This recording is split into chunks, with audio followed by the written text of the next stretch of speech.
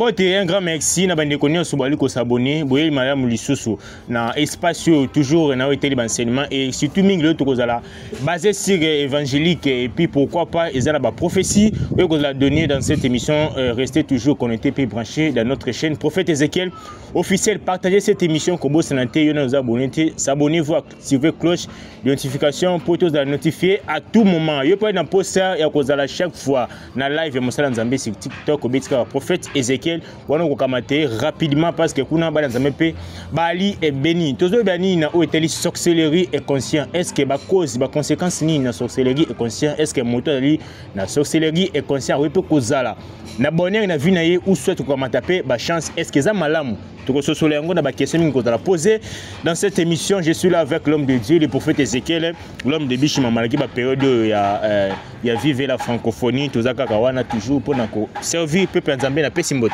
Mbote Isaac Viavia. Voilà, Mosala Nzambe, mais avant tout au quota, moi, Liloba Nabino, dans le sujet, na étalé francophonie, et ils allaient les gaboter, ils allaient manifestation de conseil mamingi na mboka o toreni ba pays tel mais le mot Liloba likolonengo. Vraiment, Nzamba Pambola Mokonza Mboka, francophonie l'équipe Malamu, et sur les capitaux Malamu, ils allaient un grand touche pour Nabiso, surtout pour Nabiso Congolais, c'est vraiment une bonne chose. Tu as aimé Ango, vraiment tu as apprécié l'organisation, tu as ni Bambeli, capitale à Kinshasa, au moins Banzele comme Kitoko, tu as une installation sanitaire Kitoko, vraiment. Et là, tu as besoin de penza basala ngata na ba bisika moko reculer ndeti ba bibu akuna sele ngomona ke no to ngato zala so na ville mususu ngomona capitale de Kinshasa mais parti moko Gombe mususu ebotami kuna il allait être quelque chose vraiment ya bon mais bakonzi bayebi pourquoi basali yango na centre ville peut-être pour un moyen de sécurité et puis faciliter surtout sur internet. Alors l'équipe est malamu, je félicite Mokonza Mboka, je félicite membre de notre gouvernement pour la francophonie, donc c'est vraiment quelque chose à féliciter, donc c'est un peu ça. Voilà, Koloba quelque chose n'a été toujours membre de notre gouvernement. Est-ce que le message Okozana Yango n'a été parti toujours au pouvoir? Est-ce que Mosala Nzamba a un message moko ou les aliments fa ou les s'adresser mingi na parti au pouvoir? Voilà, nous avons un message, nous avons un message pour Mokonza Mboka. Les autres allés le 2 août, on avait un out en anglais. Nous allés vers 12h. Nous avons un message moko, Nzamba Talisinga, na moni na kata vision, na kata ndoto plutôt. Na moni Mokonza Mboka, azaki ya kovanda. Alors na moni bana bazaki belé, bana mike, bakolo, bango tout bazaki ya kovanda. Alors, ngana zaki siko libanda na ye kokota pona monaka vandi na plein air na zaki na ndako na ye bima siko na moni Mokonza Mboka za ya kovanda et puis na moni bana nyoso bazawana. Alors bano bazaki na babande ko lela ba lela Mokonza Mboka mais mandat au sali déjà premier mandat. Alors toujours kemba toujours souffrir, il y a pas vraiment beaucoup d'amélioration surtout vie sociale. Papa na yo alobi si makamba social mais comment na moni ba tutu ba pesa doléance. Alors j'ai vu le président, il était calme. Et après un moment na moni président a fongoli monoko abandi koloba wana ezali vision na moni ndoto na moni abandi koloba bike premier mandat na ngai na sali mandat moko population ba comprendre té j'ai été très combattu et puis na leki na ba difficulté ebelé il y a eu beaucoup de gens au batelinga ba pot de banane pour na réussir même premier mandat oté ba tebele batelinga yi ba pot de banane pour population et inanga population est à la contre ngai population et monanga na za mutalokuta na bundi makasi na premier mandat mais na deuxième mandat on a zokota déjà na maîtriser ba adversaire nanga na maîtriser makambo nyonso. Alors deuxième mandat oyo boko sepela na koloba mingi te na opesa pe ba promesse mingi te boko mona beaucoup d'amélioration. Wana nazomona na kata ndoto Mokonza Mboka zoloba devant bato bazalaki ya kovanda mbala moko ngana badi komi loba Zambe qu'est-ce qui se passe? Est-ce que Mokonza Mboka zoloba eza vrai nde na moni likolo yo kofungwa mata likolo fungwa mina yo ki mongongo Nzambe yebisinga makambo azoloba eza bongo. Mokonza Mboka zwaki temps ebele ya ko réfléchir et puis ba tactique ebele ya ko surmonter ba tentation nyonso. Il a été très combattu et puis ba sali ba kana ebele na ba politicien na ba homme politique oyo balinga qui a échoué mais à maîtriser déjà makambo. Alors mandat o ezoya bokomona amélioration. La première des choses Sina Liboso, deuxième mandat à Félix Tshisekedi akoleka président de la République.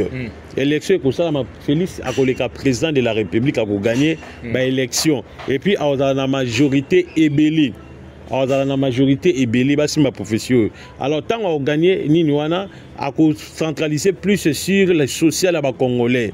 Nazomona dollar eko kita biloko eko kita makasi et puis na moni ndenge to bande ko lia na époque ya Mobutu Muzele père na lobi époque à Mobutu na Muzele père vie sociale na moni congolais azongi na condition wana na moni 50 francs comme na valeur 50 francs muta sombe loko ali atondi na moni 100 francs muta sombe loko ndamba che provision ndamba bombe basimba prophétie oyo na moni ba fonctionnaire ba baxi bango salaire ba soda ba baxi bango salaire transport ekiti mutu nyonso akomi na facilité à ofuta transport na mbongo moke wana ezali vision o na moni ekosalama na deuxième mandat ya président de la République wana na kati ya vision wana enzamba yebisinga ako réussir deuxième mandat na ye plein ako réussir deuxième mandat na ye plein alors tant na moni loko wana na ye kolamuka c'était un songe.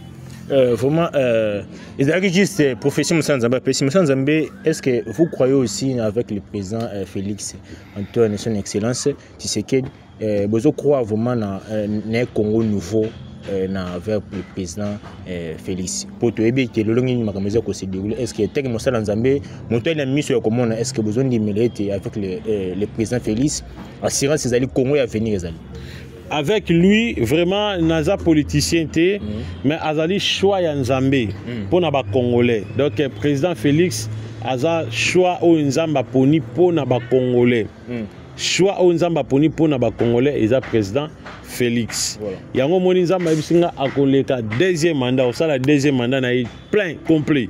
Ils ont été au coup d'état au nini au salamate. Alors ça la deuxième mandat na complet et puis deuxième mandat de à côté congolais na posa. C'est par là où yo a même vie sociale moko où yo ba politicien belé ba okamo. Et ça makambo Nzamba bisinga deuxième mandat à ça la ba promesse té. Na moni a promettre ba tout trop té mais à ça la ba action de belé. Ils ont parmi aux Nzamba bisinga. Ils ont makambo je n'ai jamais été politicien ni Moutaï DPS ni PPRD ni la Mouka mais ils ont profession na mo na moni ba congolais. Président Félix a été très combattu dans le premier mandat. Peut-être que Bino Bomo na ngote. Oyo boyoka na ba radio ba TV ezali oyo bato bazoloba. Mais yemo ka yebi eloko ni bande ko empêcher. Alors deuxième mandat bomo na Bino moko. Voilà, parlons toujours na o Italie ya mbote de kota biso na toujours jeu de la francophonie. Moussa Nzambé, toyoka ki basango te faire gola ba annulé, arobete suscité à se retirer. Même mappé na Gims ote akobeta te et mais totu koyoka le susu kala mingi te bakoye bakozala. Est-ce que message nous allons ngo likolo na des artistes faire gola et puis mettre Gims. Est-ce que c'est si vraiment que bakobeta na jeu francophonie? Les deux les 4 août, plutôt les deux les 2 août, les 2 août, tous allés mercredi, les 2 août. Na kati vision mususu na yaki ko mona parce que vision yaki na dévolé tant na moni ya président de la République et puis na ko lala na lamuki et puis na ko mona tant na la lisusu na ko mona siko ya ndeko fere na moni featuring collaboration makasi entre Maître Gims na Ferregola. Na moni Maître Gims basimba date ya lelo toza lelo le 2 août. Na moni Maître Gims a collaboré makasi puis bakangami makasi na Ferregola abandi ko poster biloko ya Ferregola na ba compte na nyonso. Basimba prophétie et puis na ko mona basali collaboration makasi na moni déjà ya concert ya Maître Gims et puis atangi komba Ferregola et il a honoré grâce à Ferregola. Donc au azana ngwa ko yemba a honoré on a concert ya Maître Gims bakanga prophétie na ko mona faire a beti concert mais na moni bato belé na concert wana ezaka ka manifestation bon na yebi teso za jeux olympique ou bien za ngote mais na mona beti concert moko ya munene bato ake belé et puis ba autorité pe ya mboka bazaki na concert ango lelo eza les 2 out tous en 2023 ils a vision na moni lelo parti à 4 ya président na faire rigola na Maître Gims. Donc c'est un peu ça. Donc on a trop de commentaires si yango te na prophétie donc c'est un peu ça. Voilà, toleki mbala moko na saison biso oyo ezalaki mingi basé na Italie sorcellerie inconsciente. Partager cette émission ouais ezalaki juste maloba oyo prophétie epesami epai na Nzambe na nzela Mosé na le prophète Ézéchiel l'homme de Bishima Mosé na Nzambe assez concerne sorcellerie inconsciente. Est-ce que vraiment ça existe? Parce que le mutobe ke soda kindoki eza pena ke te mutali concerne kindoki. Est-ce sorcellerie inconsciente ezalaka penza solo basi nango ezanini? Voilà. D'abord, sorcellerie ezali nini. D'abord, tu expliquer batou. Sorcellerie ezali pouvoir moko ba kotisi mutu ou bien ba pesi mutu non par sa propre volonté. Parce que mutu tanga zoka sorcellerie aye barate ke loko ezali kindoki. Ezala ko la bana moko boye ndeti na délivrer mwana moko ya moke. Amona mama moko boye ka dans l'inconnu, mama na tinda biscuit ya kesomba biscuit na coin, mwana wana ki kesomba biscuit ko zonga kuti mama wana ti.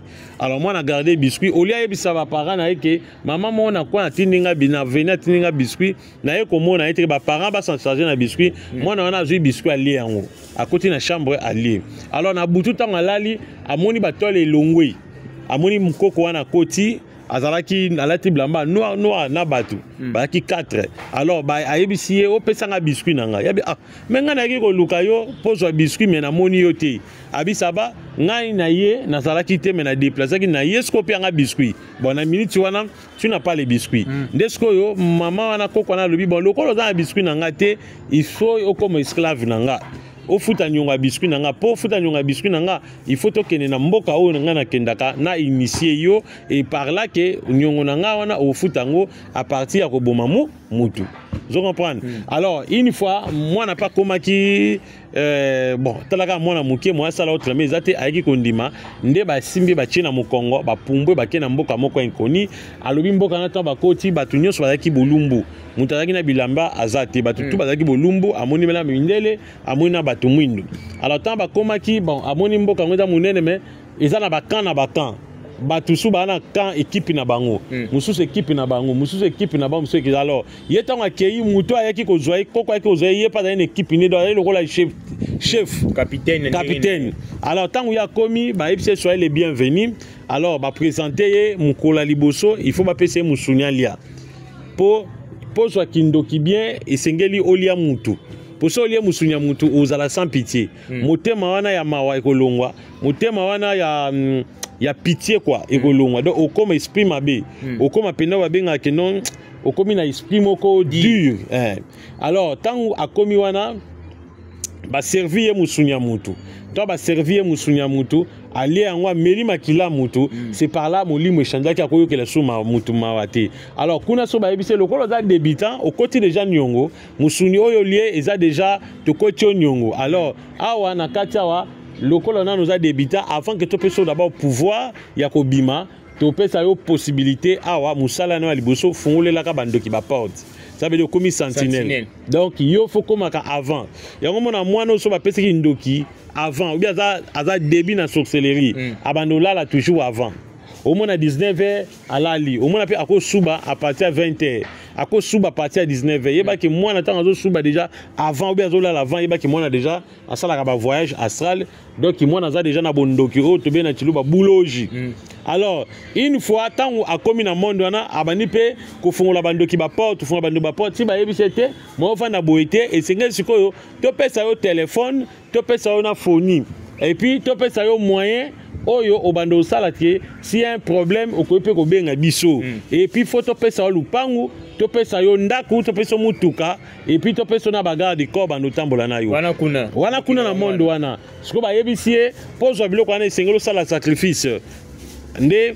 baisaki aboma mutu nde akiko boma mwana ya donc bébé oyo mama na ya botaki donc leki na ye quoi bébé ana pas na libunga ki ba bébé ba 8 mois zema 8 mois abomi et donc maman na fana ka beze milungwa donc yem ta sala sacrifice wana et à partir wana mwana wana ayaki goza skoyo amer ba pese amer rouge ndako ya munene lupango ya munene donc akomaki na 4 garde corps wana physiquement boy bazala na bango bandeko ba korobo omona bandeko ba fanda ka likola nzeta manga na bango ba fanda ka likola nzeta manga na bango nzoka nde bazali ba agent ya sécurité oyo bazawa na pona ko sécuriser donc mwana na akomaki na kindoki il arrive même que ce que tout fumboli obe beti asa ni lokote mais na butu aye a frappé yo la mraton be mata matu matokole ebimi mwana na koma ina kindoki bongo alors wana za sorcellerie oyo ba pesi mutu yo ba benga ngo sorcellerie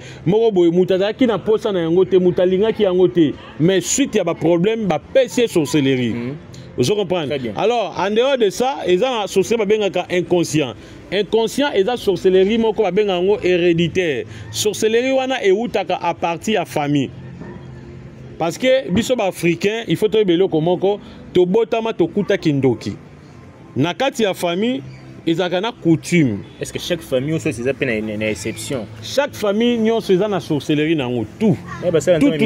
Toutes les familles même ça mais musala nzambe nyonso d'abord avant olonga il faut buka na kindoki ya famille na yo. Obuki na kindoki ya famille na yo ndo sa nini olongi. Alors qu'est-ce qui se passe? Chaque mutu tango azoya na kati ya famille to mona ka babenga ngo coutume o coutume famille na biso. Coutume famille na biso elingi koloba nini? Taba lobi so ke coutume ya libota. Coutume ya libota eza d'abord kindoki ya libota. Alors yo soki obota na kati ya famille wana okuta kindoki wana. Na kati ya makila na pe ozana kindoki wana. Yango moni mutu soka kutani na Seigneur Jésus a ko délivrer contre sorcellerie ya famille. Vous comprenez? Alors soki sikoyo okuta na Seigneur Jésus te kindoki wana ko vana na kati na yo. Yo ba benga sorcellerie inconscient. Donc la plupart ya batu baza bandoki ba miye bakate. Yango monaka tango mutu akomi na mbongo yo kele zuwa yo kele jalousie zuwa wana eza kindoki déjà total soki mutu kana e ko tambola bien mutana salio mala asalio mabete yo moka total so mutu kana e kufa te il faut lobi bongo o manifester kindoki alors soki mutu wana azana protection ya Yesu te malobo yo lobi wana e kokipe ko sala ke kindoki wana et comme matériel et puis et attaquer mutukebe et beba ya laksaranini le funda pamba orgueil ya pamba nandimite ke akota 2024 vous comprenez donc eza déjà sorcellerie et puis maloba wana ekoki pe ko koma nzoto ekoti na kata vie ya mutu yango moni lelo oyo eza na bato belé bazana kindoki me bamiye bakata na kindoki ba benga sorcellerie inconscient mais eza na ba signe poye ba ke mutu azana kindoki inconscient. La première des choses mutu nyonso alala na butu alota kazolia musuni azandoki. Même si on a langue rabashika baba azandoki babenga ngo sorcellerie inconscient donc azandoki. Vous comprenez? Mutunyo salala na buta l'autre azo pumbe mutakala na lobite ke na bilamba za normal mais mutakala azandoki mutunyo salala na butu alota andoto akia bandi abomi batu azuma kila batameli azandoki bo atake benemi te mania atake benemi ennemi d'abord bat biso na kata monde soki olali oloti ndoto monde ndoto eza monde moko boye ya babenga ngo le monde astral tozaka bapaya biso nde batakaka biso mais biso totakaka te so ke na monde wana mutu normal alotaka ba olanda ye mais yo zano inosa osali bango belo te mais bakomi ka kolanda yo mais tango bani kolotaka yo no ke mener trouble kuna ozando ndoki donc c'est un peu ça. Voilà, tout le monde toujours vraiment dans sujet où il concerne sorcellerie conscient. Comment tu as qui peut étudier dans la communauté parce qu'il est tellement important. Le message évangélique, moi c'est dans Zambie.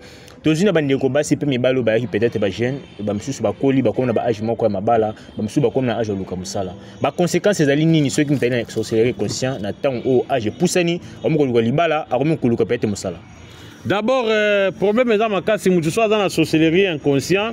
D'abord de un mutu wana kozala freiner vie na ye ozala kaya kokangama makamune ba na kosimba te ezana ba fille mususu moni ke mobala linga bala ye mobala komi prêt mais akomi osala bisala sala ko finga mobali ko lobela mobali mabe akomi va même ko esa mobali daya na zana ba makangu nanga mais zana ba makangu te daya na zana ba makangu nanga so bala ngate vana makangu nanga bazali.